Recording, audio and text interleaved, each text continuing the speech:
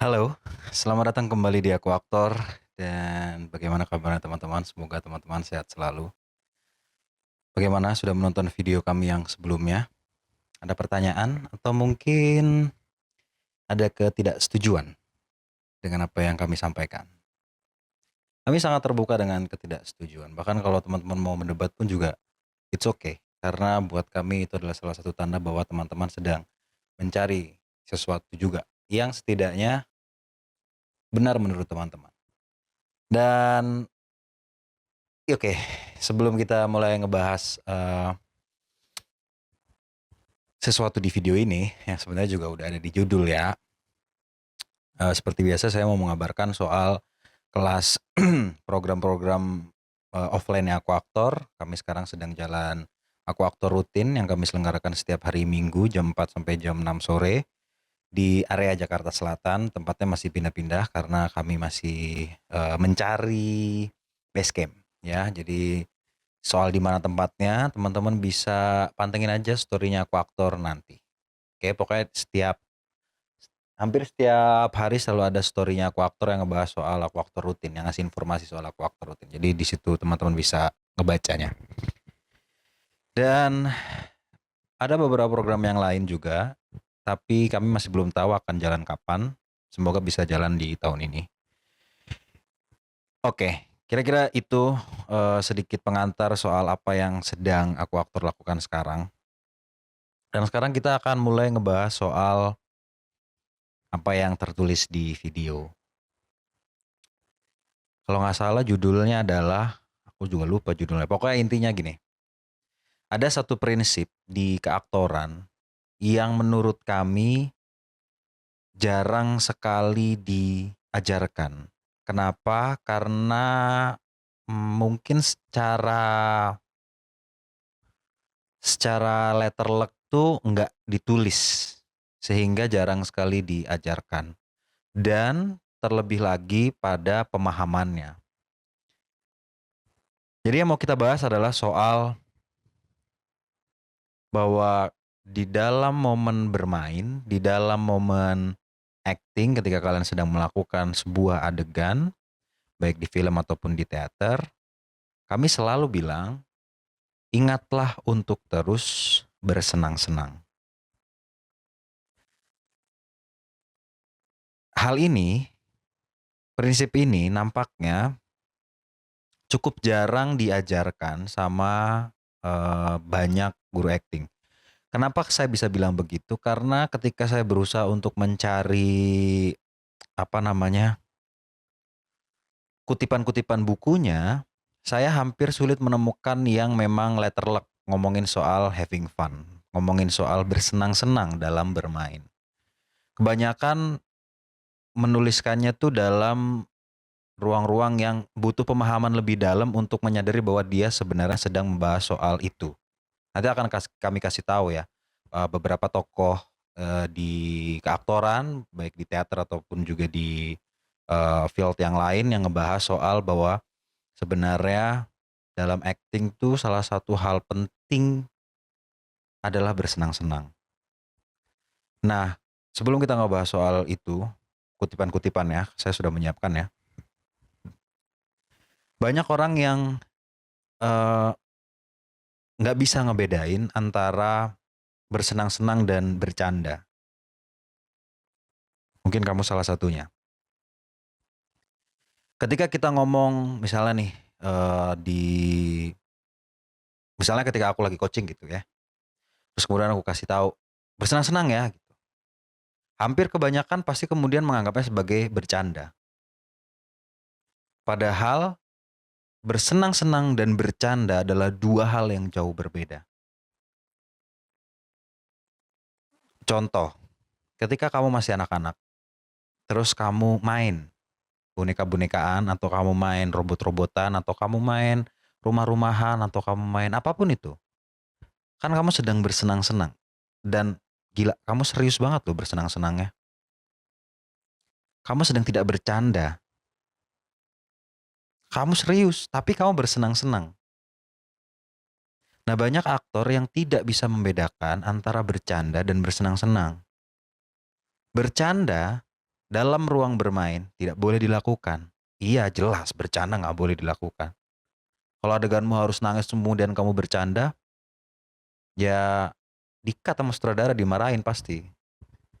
Tapi ketika kamu bersenang-senang, ketika kamu enjoy, ketika kamu having fun, di titik itu menurut kami, nanti kayaknya juga ada beberapa catatan soal itu. Teman-teman baru bisa benar-benar menikmati dan berada di sini dan sekarang. Jadi bersenang-senang itu adalah salah satu cara untuk bisa berada di sini dan sekarang. Oke. Dan ini banyak sekali dilupakan, sering sekali dilupakan untuk diajarkan. Apalagi membedakan antara bercanda dan bersenang-senang. Kalau teman-teman nanya, kenapa sih anak-anak kecil yang masih umur di bawah 10 tahun gitu, ketika mereka mereka mainnya bagus-bagus banget, anak-anak kecil itu. Kebanyakan guru akan bilang dia tulus bermainnya. Iya, ada itunya. Tapi ada satu hal yang kalian lupa. Anak-anak kecil itu main. Mereka bersenang-senang, tapi mereka nggak bercanda. Mereka bersenang-senang. Sehingga mereka bisa jauh lebih berada di sini dan sekarang. Sementara orang-orang tua, orang-orang dewasa, bahkan termasuk saya harus mengingatkan diri berulang kali untuk bersenang-senang. Bro, ironis nggak sih? Waktu kecil tuh kita senang-senang aja ya. Pas gede kita harus mengingatkan diri kita untuk bersenang-senang tuh ironis, men. Sedih. Tapi ya pada kenyataannya begitu, maka kita harus selalu mengingatkan diri kita untuk bersenang-senang. Dan ada beberapa kutipan yang kami kumpulkan. Pertama, soal bersenang-senang ya. Dan karena jarang yang menuliskannya secara verbatim, secara verbal di buku mereka. Jadi saya berusaha untuk memahaminya jauh lebih dalam gitu. Yang pertama ada Viola Spolin di bukunya yang judulnya Improvisation for the Theater. Bukunya ada di sini, nanti bisa teman-teman lihat ya. Nah, di Viola Spolin bilang bahwa di kutipan verbatimnya ya, play, touch, and stimulates vitality, awakening the whole person, mind, body, intelligence, and creativity. Kata kuncinya adalah play dan vitality, terus awakening. Jadi kalau di barat memang play itu in a way diterjemahkan sebagai pementasan. Tapi play itu juga punya arti bermain. Nah ini yang banyak orang lupa. Ketika mereka mikir, wah kita pentas nih ya, pentas. Dan mereka jadi serius parah ketika pentas. Iya harus serius banget. Tapi jangan lupa bahwa pentas dalam bahasa Inggris juga berarti play. Bukan performance ya, play. So you have to having fun. You have to have fun. You have to have fun. Kalau Viola Spolin bilang kayak gitu. Jadi buat dia play itu menyentuh dan menstimulasi vitalitas, membangunkan awakening seseorang secara utuh dalam pikiran mereka, tubuhnya, kecerdasannya, dan yang paling penting kreativitasnya. Mind, body, intelligence, and creativity. Bukankah itu adalah hal-hal yang dibutuhkan sama aktor? Dan menurut Viola Spolin, itu hanya bisa awaken, hanya bisa bangun, hanya bisa ngaceng kalau mereka bermain. Dan ingat, di dalam bermain ada bersenang-senang. Oke, itu menurut Viola Spolin. Terus teman-teman nanti bisa baca sendiri bukunya ya. Teman-teman silakan cari di Amazon, sepertinya ada. Meisner juga sempat bilang bahwa dia sebenarnya nggak ngomong secara langsung soal kata fun atau joy, itu dia nggak ngomong secara langsung. Tapi ada salah satu catatan kalau nggak salah seingatku di buku Sanford Meisner and Dennis Longwell di Sanford Meisner on Acting. Aku lupa halaman berapa, tapi dia bilang you must bring to the theater the joy of doing. Fun, joy, enjoyment, It's kinda same thing. Dan poinnya kan kalau kata Meisner, kamu harus membawa kesenangan melakukan ke dalam teater. Dan kenapa itu penting? Di semua latihan-latihannya Meisner. Latihan Meisner tuh poinnya terutama ketika teman-teman latihan repetisi ya. Poinnya tuh bukan berhasil mengembalikan saja, bukan. Bukan berhasil mengembalikan secara precise, bukan cuman itu poinnya. Tapi mengalami peristiwanya sepenuhnya. Dan buat kami salah satu indikasi mengalami peristiwanya sepenuhnya adalah kamu have fun. Bukan bercanda ya, bukan ketawa-ketawa. Ingat, bedain. Bercanda dengan bersenang-senang. Oke, bedain dua hal ini, dua hal yang jauh berbeda. Bercanda dan bersenang-senang adalah dua hal yang jauh berbeda. Oke. Meisner bilang begitu di bukunya. Dan di situ juga dijelasin bahwa joy itu atau joy of doing, joy-nya itu bukan cuman kesenangan si aktornya aja ketika melakukan, tapi juga kesenangan karakternya. Gini. Ketika anggap karakternya adalah bagian dari manusia yang benar-benar ada. Kemudian dia diberikan ruang. Seneng nggak kalau seseorang diberikan ruang untuk bicara? Meskipun katakanlah dia menangis ya, tapi seneng nggak dia? Seneng, men. Coba teman-teman di Papua atau Aceh yang hutannya digunduli, yang nggak punya kesempatan untuk ngomong, terus tiba-tiba diberi ruang untuk ngomong dan didengerin.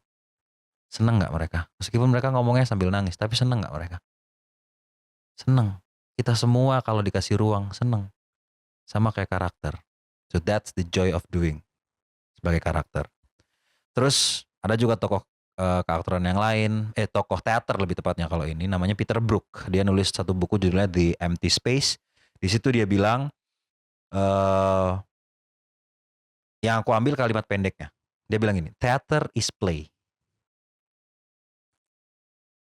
Buatku, aku akan mengartikannya secara literal. Teater adalah bermain. That's it.